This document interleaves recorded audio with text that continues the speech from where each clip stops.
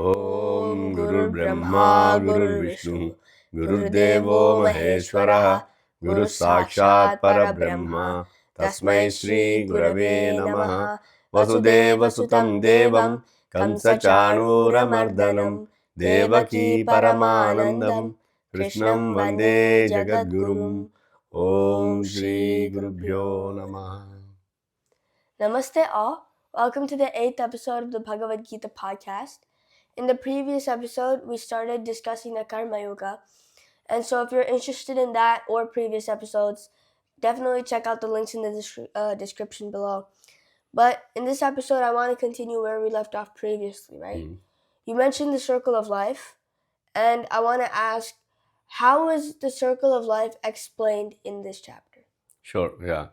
So, in the last episode, when we started talking about Karma Yoga, we mentioned that Lord Krishna touched upon so many aspects which are relevant for today. We detailed a lot about the responsible living, community living, giving back to the community Right. In the last episode. And he also touches upon the circle of life. So, let me ask you this. Where did you hear this popularly, the concept of circle of life? I've heard it from the Lion King. Lion King, right? So I think the movie Lion King Right. made it so popular. But circle of life has been an intrinsic part of the nature forever. For example, we know the food chain, right? There is a food chain, like all the animals are part of the food chain. Similarly, the circle of life is explained in, I would say, one of the slokas where it's mentioned, Annad Bhavanti Bhutani. What is that sloka? Annad Bhavanti Bhutani Parjanyadanna Sambhavaha Yajnat Bhavati Parjanyaha Yajna Karma Samudbhavaha. So, the first line is saying, Annat Bhavanti Bhutani. So, all the creatures, Bhutanis are basically the creatures, right? Okay. So, they are coming out of, Annam is the food. So, meaning what he's saying is, if there is no food, there cannot be any creatures. Because all the creatures, all the beings need food, right? Yeah. So, the best example is when the great extinct happened, when with the meteor hitting the earth, right? Even some of the dinosaurs, actually, they got extinct because the food was not even available at that time. Because of the lack of food. Lack of food, right? So all the creatures, we including us, like, we need food. Where is the food coming from? The second line says, Parjanyat Anna Sambhavaha. Parjanyat Anna Sambhavaha. Sambhavaha means possible. The food is becoming a reality. It is only possible because of the rains. Right? There is no rain, there is no grain. No rain, no plants, right? And if there are no plants, I mean, the food chain is broken pretty much. Yeah. Parjanyat Anna Sambhavaha. Then where are the rains coming from? Yajnat Bhavati Parjanya. So, Yajnam will bring up these rains, right? Those days, Yajnam used to be the primary activity which used to get rain.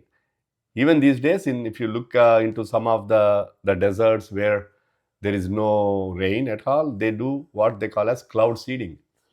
Yeah. Like a chemical technology, basically, to help seed the clouds and get the rain. And the last line says, Yajna Karma Samudbhavaha.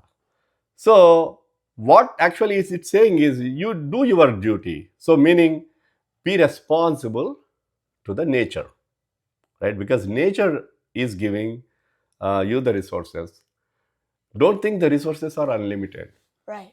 For example, the air, water, like, can you just imagine how difficult is it to create one drop of water in the laboratory? It's very expensive, right? Yeah. And very difficult as well. So, there are two things. One is, like, respect the food, without which, like, no creature can survive. And secondly, be responsible the way you are interacting with the ecosystem. Because this circle of life is talking about the interdependency of the ecosystem. you are depending on the ecosystem, and in a way ecosystem actually depends on you, right? Because why we are talking about the global warming, we are talking about the climate change, right? Yeah. So if you spoil this earth, again, there's going to be a day when the earth is not habitable, right? Very, very difficult for you to live, right? Yeah. So that is the moral responsibility of all the citizens of this earth in a way. And just to again give an example, let's say that like in elementary school, one teacher gives, like, two students, like, gives some seeds and ask them to plant, right? One student, this student actually puts those seeds randomly, right? Not actually planned anyways, and not really nurturing or not even watering. Okay. Whereas the second student, he actually goes and he digs in the ground, he puts the seeds and he's continuously watering. Let's say after a month, you can obviously see that the student number 2 actually got those plants better, actually, yeah, right? yeah. Again, can you completely give the credit to the student who actually watered it, or is there anything else there? No, there's something else. There's the teacher who gave the seeds, Mm-hmm. and then there's nature in the background. There's like the sunlight, Yeah, and then the nutrients, the right? process of photosynthesis. So yeah, exactly, the photosynthesis and also the nutrients within the soil, right? The soil, probably the soil is the same, but what actually, if you really look at it, the same sun, the same soil, everything existed for both the experiments, but the effort from the kid actually differed here. Yeah. Right? So that is what your responsibility to give back to the ecosystem when the ecosystem can respond back to you. Because the same seeds, when this kid actually being more responsible, it actually started growing that plant, and one day it become tree, right? It can become a big tree as well. Yeah. So that exactly is why we are talking about the global warming and climate change is like if you are behaving like that kid who did not care enough Yeah. about the environment or that seed in that example, right? So this circle of life is actually telling us, like, how should you be responsible? How should you be conserving water? Also, I think you previously in the previous episode talked about leading by example. Could you explain that a little bit more? Leader is always moving from the front, and he or she, they become like a lighthouse, kind of giving the direction to all others, right? They have to set the example. Right. And actually, again, this Karma Yoga gives, there's a beautiful sloka where it said, Yadyadacharati Sreshtaha. What is that sloka? यद्यदाचरति श्रेष्ठः तत्तदेवेतरो जनः स यत् प्रमाणं कुरुते लोकस्तदनुवर्तते. Yeah. So, Yat Acharati Sreshtaha. Sreshtaha means like superior, great people, right? Okay. Right, great. So what he's saying is yat means whatever the great people, acharati means whatever they do. Acharana is like you are following a particular process, particular thing, right? You are doing a practice, right? Yat acharati sreshtaha tat eva itarojanaha. Itarojanaha is like others, common people, right? So obviously you have these great people and others who are following the great people, right? Anywhere, any field, you will see some people who are leading and rest of the folks following them, Yeah. right? So what he is saying is the people who are the great people, whatever they do, all the other people, itarojanaha, they will just follow the same thing. So what does it become now for the great people? It becomes a moral responsibility. Right?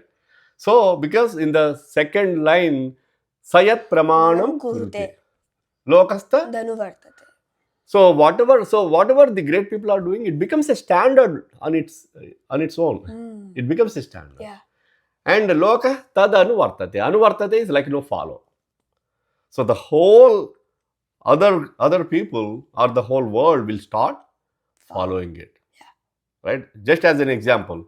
So again, this happens even at home, like your elders, your parents, they want to do the right thing so that the kids will follow, right?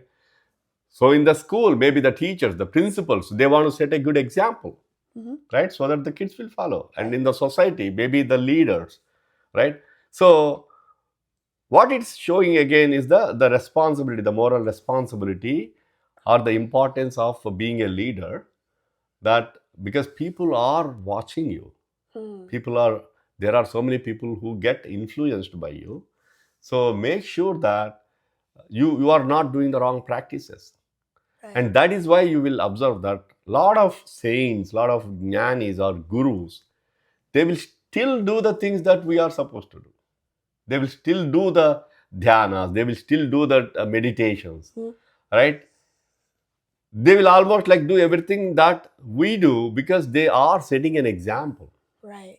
Also, you said that Krishna gave us a call to action Yeah. in this chapter, in the previous episode. What exactly is that? Yeah, Krishna again, Jagat Guru, we said, right? Right, yeah. I consider him like being a very practical guru. The reason I'm saying that is, any concept he talks about, he always leaves with some call to action. Because a concept without an action is not helpful at all, Right, yeah. right? So it's like a medicine being prescribed by the doctor, and if you do not take the medicine, it doesn't help you. It doesn't cure your sickness, It right? doesn't do anything. Similarly, so Lord Krishna actually always gives a concept. He explains why you want to do, why you have to do, and then he actually comes with a clear action plan, right, that we can follow. So in one of the sloka, he talks about Mai Sarvani Karmani. What is that sloka? मयि सर्वाणि कर्माणि सन्न्यस्याध्यात्मचेतसा निराशीर्निर्ममो भूत्वा युध्यस्व विगतज्वरः. This actually, like, looks like 4 lines, but there are so many, in a way, like, rules or guidelines included within that. So the first one he is saying, Mai Sarvani Karmani Sanyasya Adhyatma Chetasa. So Sarvani Karmani means all the things that you do. Remember, we said we do so many things in our day-to-day jobs, in our work, like in our everything, right? Yeah. But he is saying Sarvani Karmani Mai Sanyasya. Sanyasya means like you are leaving them, right? Leave them within me. The second one is Adhyatma Chetasa, is you are doing it with love and passion, right? In the previous episode, we said if you are a doctor, you do it not for The money. the money, right? You are doing it for with the passion, for the greater reason, right? Like you want to cure people who are ailing. Yeah. So that is the bigger reason, right? So Adhyatma Chetasa, and start loving what you do. Otherwise, you will not be good at what you are doing, right? Then he comes with Nirasi, means no expectation. You are not at all expecting anything, right? It doesn't mean you will not get anything, but you are not expecting it, Right. And Nirmama is like, your obsessiveness, your possession. You are like, okay, this I am doing, this is mine. So that is the detachment. We talked about Asangam, right? Yeah. So Nirasi Nirmamo Bhutva. It's saying that, okay, do whatever you are doing, but don't expect, don't be obsessed with, or don't be possessed with your work. And Yudhyasva Vigata Jwaraha. Yudhyasva means like, for Arjuna it was fighting, right? Fighting that war. And I think we talked about it. For us as well, it is fighting. Right. Fighting on a day-to-day basis with everything that we do, right? Excelling, right? There's a lot of things that you have to excel, you have to compete. Sometimes you have to fight with some of the thoughts within yourself, right? Right. So you have to compete and you have to excel. Continuously you have to excel. And Vigata Jwaraha is basically saying that don't get too stressed out, right? Because sometimes if you are stressed out, if you have this anxiety, we talk about anxiety all these days, right? So do that with passion, without anxiety. He's giving both the conditions, with passion, Without minus anxiety, right? Then you can actually be successful. So basically, like if you really put them, like there are so many conditions, he said, right? Do them, mai sarvani, karmani, mai sanyasya. Do it with adhyatma chetasa, a lot of passion.